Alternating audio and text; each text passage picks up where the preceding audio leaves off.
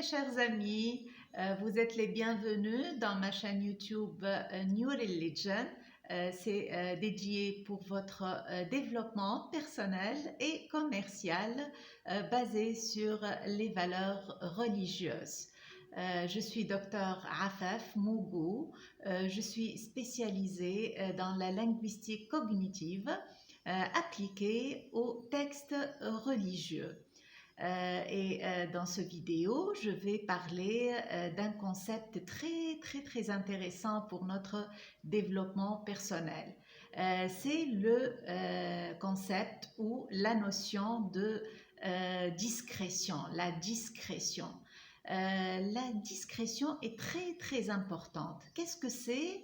Et puis, comment l'utiliser pour accomplir ce qu'on veut accomplir dans la vie? Comment l'utiliser dans notre vie quotidienne et est-ce qu'on est en train de l'utiliser en fait?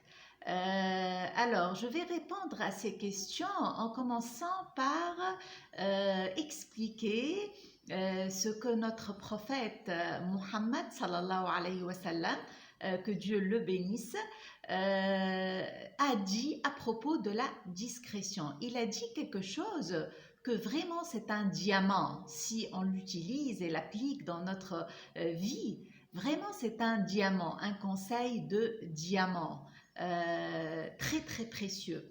Donc il dit en arabe واستعينوا على قضاء حوائجكم بالكتمان, et en français aidez-vous avec la discrétion, aidez-vous avec la discrétion si vous voulez accomplir vos besoins.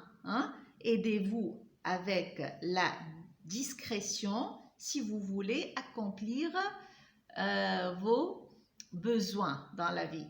Donc, qu'est-ce que c'est la discrétion et pourquoi c'est très important, comme a dit notre prophète, pour accomplir nos besoins dans la vie? Eh bien, la discrétion, c'est le fait d'être contrôlé, de contrôler soi-même pour ne pas fournir des informations privées sur soi et puis ne pas attirer l'attention sur notre vie privée ou l'attention à nous-mêmes par les autres. Ne pas attirer l'attention des autres à nous-mêmes. Donc, la discrétion ici peut être comprise par deux manières. La première, c'est être discret sur ce que vous êtes en train de faire maintenant, sur les événements que vous êtes en train de vivre, où vous êtes maintenant, dans par exemple un voyage ou chez vous, ou comment est votre maison, qu'est-ce que vous faites dans la vie. Toutes les choses, vous êtes par exemple en train de prendre votre repas, manger ou bien étudier ou bien faire du sport, du gym. Tout ça, c'est ce que vous êtes en train de faire maintenant. Ça, il faut être discret sur ça. Et puis, la deuxième manière de la discrétion, deuxième type de la discrétion, c'est d'être discret sur ce que vous voulez faire, vos intentions dans la vie, vos objectifs dans la vie. Donc, je vais expliquer le premier type de discrétion. C'est le fait d'être discret sur ce que vous êtes en train de faire, les événements, ce que vous voulez accomplir, ce que vous êtes en train d'accomplir. On peut aussi traduire ce que notre prophète a dit en disant « Aidez-vous avec la discrétion en accomplissant vos besoins ». Donc, quand vous êtes en train d'accomplir vos besoins, il faut être discret. Qu'est-ce que ça veut dire, vos besoins? Ça veut dire les choses que vous êtes en train de faire. Hein? Toutes ces choses que j'ai mentionnées, vous êtes en voyage ou dans un concert ou avec la famille, avec votre mari, etc. Donc ici, la grande question aujourd'hui, est-ce qu'on est discret? Est-ce que vous êtes discret? Demandez-vous ça. Hein? Parce que actuellement, on est en train de vivre une explosion de l'information surtout sur les mass médias, social media, les réseaux sociaux, Facebook, Instagram, TikTok. Tout le monde est hyper occupé par une seule chose, c'est le fait de exposer leur vie privée, même leurs pensées, ce qu'ils font, leurs sentiments, qu'est-ce qu'ils sont en train de faire, où ils sont maintenant en voyage ou bien chez eux ou bien dans le gym. Même quand quelqu'un achète quelque chose de neuf, une voiture ou une maison, nouvelle maison ou des nouveaux vêtements, des fois on voit ça aussi. Même les repas, ils montrent aux social media, dans les réseaux sociaux. Et ça, c'est totalement contraire, opposé à la discrétion. Ce qui est opposé à la discrétion, c'est l'exposition. Hein? Quand vous exposez les choses, ça, c'est le contraire d'être discret. Hein? Donc, on est en train de vivre dans un monde hyper exposé. Moi, par exemple, je suis allée dans des grands concerts mondiaux et j'ai noté que au milieu du concert, les gens n'étaient pas vraiment en train de euh, jouir la musique qui était en train de jouer. Très belle musique, très profonde, très sentimentale et spirituelle. Mais les gens étaient en train de hein, enregistrer ça avec leur iPhones, leur portable. Quand vous faites ça, pourquoi? Demandez-vous pourquoi vous le faites ou les gens font ça. Pourquoi? Des fois, il y a des choses très privées, comme par exemple la naissance d'un bébé ou dîner avec notre famille et tout, qui est en train de être exposé dans les réseaux sociaux. Hein? Comme si on fait pas ça, comme si c'était pas fait, c'était pas réalisé dans notre vie, on l'a pas vécu si on le montre pas aux réseaux sociaux. Et ça, ça peut être expliqué par le schéma que j'utilise toujours dans ma chaîne. Ce schéma-là vous explique votre existence. Hein? Donc, tout le monde a un corps, votre corps vibre tout le temps avec vos sentiments et vos pensées. Donc, vos pensées ne sont pas contenues dans votre esprit, dans votre cerveau, non, pas du tout. Ils sont dans l'âme de Dieu, partout. Hein. Il y a des gens qui peuvent connaître qu'est-ce que vous êtes en train de penser sans que vous le dites solennellement. Donc, ça c'est votre corps. Votre corps est contrôlé hein, avec votre esprit. Votre esprit se trouve incarné dans votre corps. Hein. Et puis votre esprit, dans votre esprit, il y a le moi, votre moi logique et social, comment vous pensez, quelle est votre histoire que vous vivez maintenant, actuellement, qui êtes-vous, prénom, nom, toutes les informations sociales sur vous, et puis votre perception du monde extérieur qui se fait avec vos cinq sens. Hein, c'est ça le moi, vos intérêts sociaux et tout ça. Et puis, vous avez l'âme de Dieu dedans vous. Vous savez qu'au Coran et dans la Bible, Dieu nous a dit solennellement et beaucoup de fois qu'il a soufflé de son âme en nous quand il nous a créés. Hein? Et quand je l'aurai harmonieusement euh, façonné, et lui souffla dans son corps et lui souffla mon souffle de vie. فإذا سويته ونفخت فيه من روحي فقعوا له ساجدين en arabe. Donc, ça, c'est une partie du verset coranique où Dieu nous a dit qu'il a soufflé de son âme en nous, en la matière, pour nous créer et créer tout dans l'univers.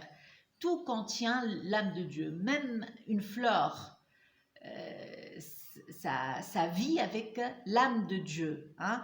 Mais au point de vue degré, dans les êtres humains, il y a un degré plus élevé. C'est pas dans le sens quantité, hein? C'est le sens de degré.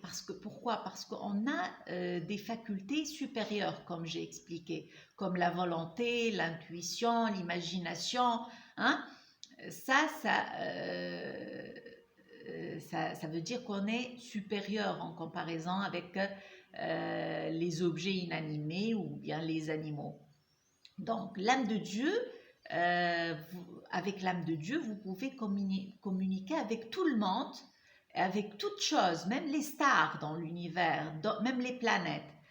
Donc, ce qui contrôle vos résultats dans la vie, c'est votre âme, c'est votre programmation spirituelle, non pas votre moi.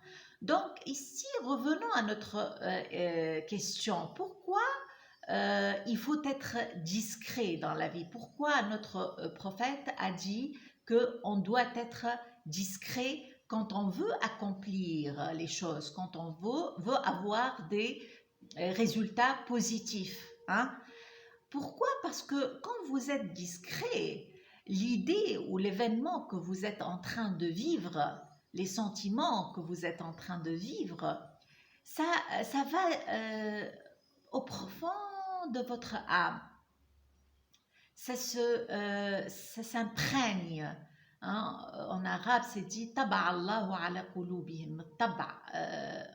L'impression de vos sentiments et de vos idées et de ce que vous vivez, vos images mentales. Hein, l'impression, quand vous imprégnez ça dans votre âme vous donne plus. Vous le vivez spirituellement, l'événement ou la chose que vous êtes en train de vivre.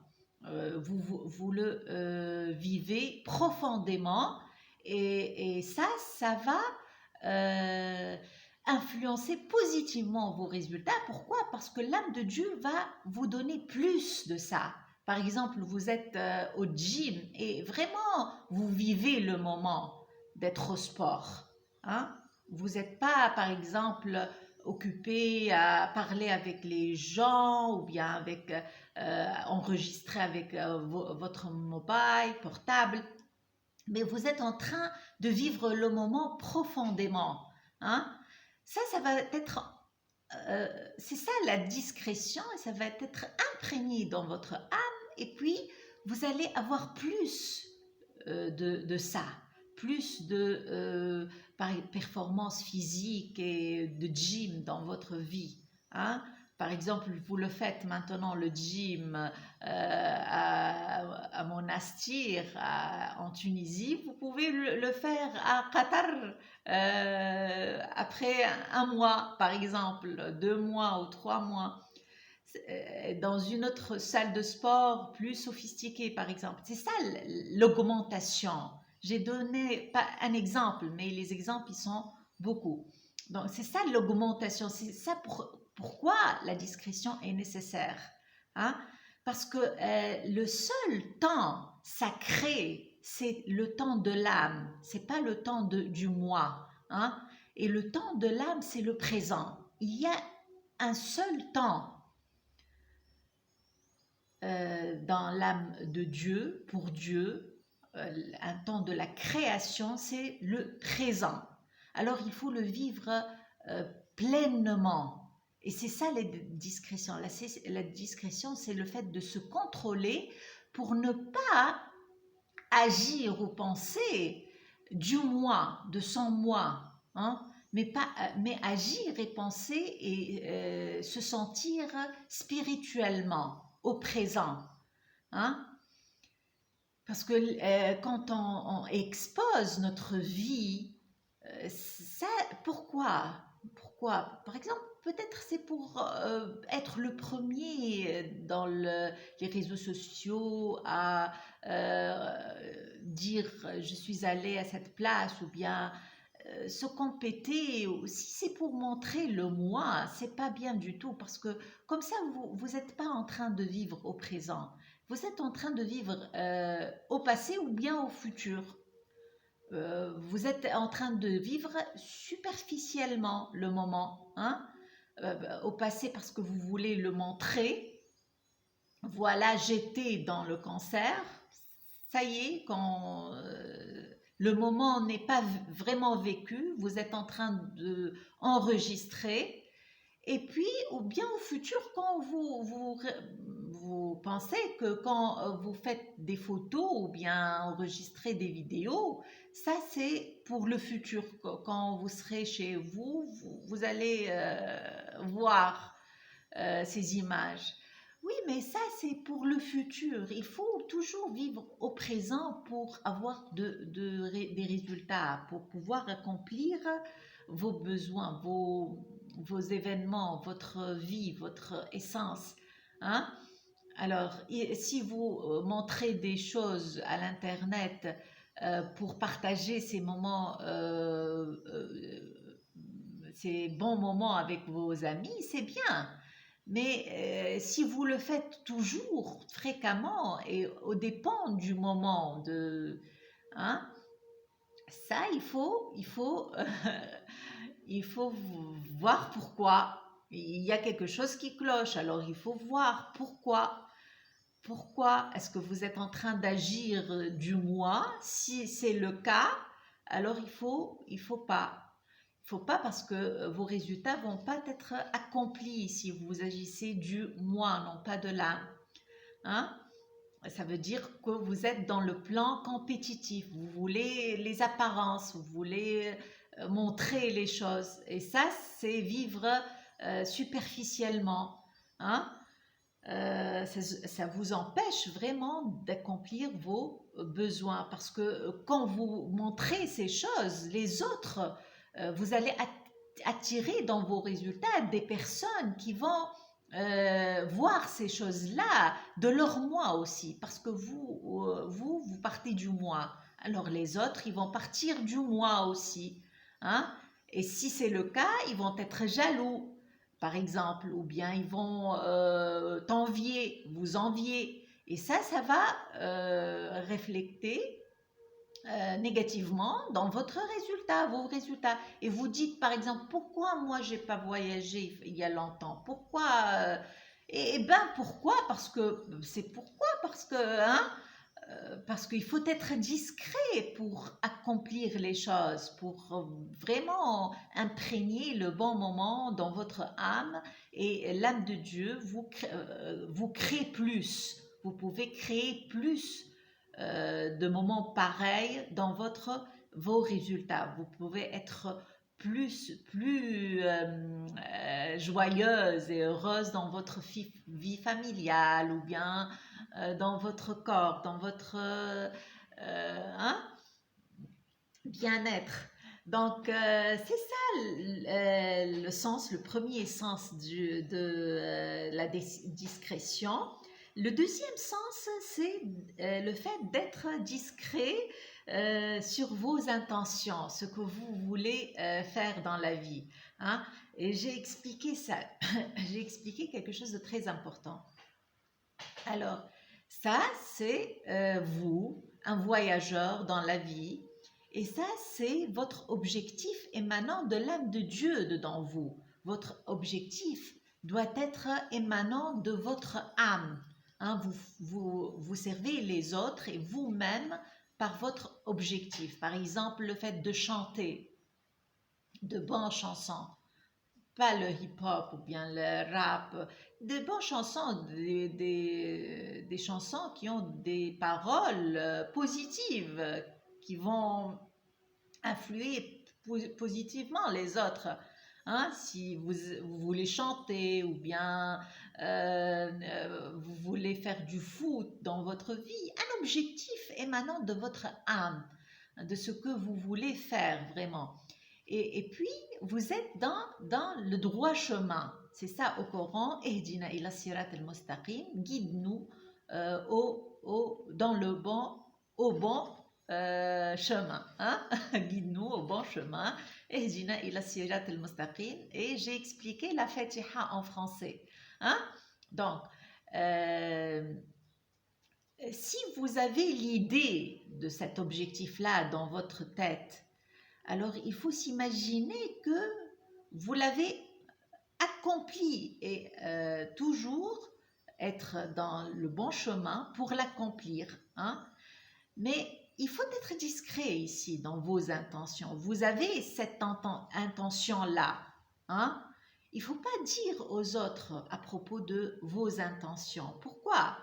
Parce que quand vous dites votre objectif aux autres, moi je veux être artiste, moi je veux être je ne sais pas quoi. Quand vous dites vos décisions, même les décisions qui sont à propos de s'arrêter de fumer, j'ai décidé de m'arrêter de fumer, j'ai décidé de voyager, j'ai décidé de, par exemple, traiter mon ami, de faire une amitié avec cette personne ou traiter quelqu'un de bien. J'ai décidé de manger de la nourriture biologique, quelque chose que vous décidez. Il ne faut pas dire, il ne faut jamais dire, il faut être discret. Pourquoi ? Parce que quand vous dites les choses, vous dépensez de l'énergie. Quand vous dites les choses, vos décisions, vos intentions aux autres, vous dépensez de l'énergie. Parce que quand on parle, on dépense de l'énergie. Et les autres, ils vont prendre de votre énergie. Hein?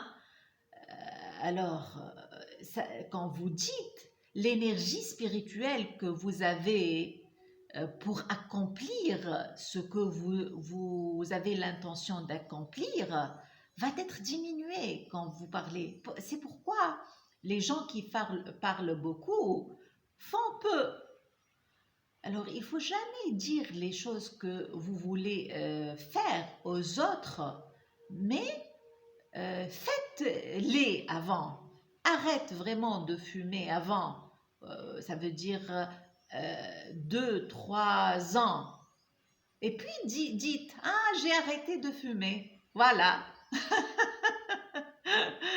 Hein? Il faut jamais dire avant. Ça, c'est très mauvais. Quand vous dites votre intention avant, ça veut dire que vous êtes dans le moi, vous dépensez de l'énergie. Et puis, ça va pas s'imprégner, votre intention, dans l'âme de Dieu. Et puis, vous n'allez pas avoir des résultats positifs. Et puis, vous allez attirer des conquérants, des gens qu'ils partent aussi de leur moi et que peut-être ils vont vous entraver ou bien ils vont se compéter avec vous. Et la compétition, c'est pas bien. Il faut toujours être créateur de vos résultats dans la vie. Et j'ai dit que votre objectif doit être toujours secret. C'est ça la discrétion. Et il faut toujours avoir l'intention matérielle. Combien exactement, il faut être clair à propos du montant d'argent que vous voulez. Et ne dites jamais aux autres combien vous voulez gagner. Non, il ne faut pas dire parce que, comme j'ai dit, les paroles sont de l'énergie. Il faut garder cette énergie-là entre vous et Dieu. Hein, et répétez toujours à Dieu, à votre âme, ce que vous voulez, comme si c'est fait. Hein, remerciez Dieu pour ça. Ça, c'est très important. Vraiment, hein, c'est un secret pour la réussite. Être discret à propos de vos intentions dans la vie. Hein. Alors, la seule personne qui peut vous partager votre intention primordiale, votre objectif, c'est votre âme sœur.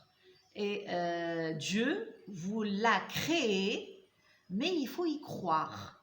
C'est pourquoi au Coran, Dieu nous implore de croire à notre âme sœur. Hein, parce que c'est la seule personne apte à partager votre objectif avec vous et croire en vous et vous aider vraiment à accomplir cet objectif-là qui doit être en commun avec vous, hein, entre vous. Ok, c'est ça, la discrétion, vraiment la modestie et le silence. La modestie et le silence avec les gens, c'est très bien. Avec les gens, il faut toujours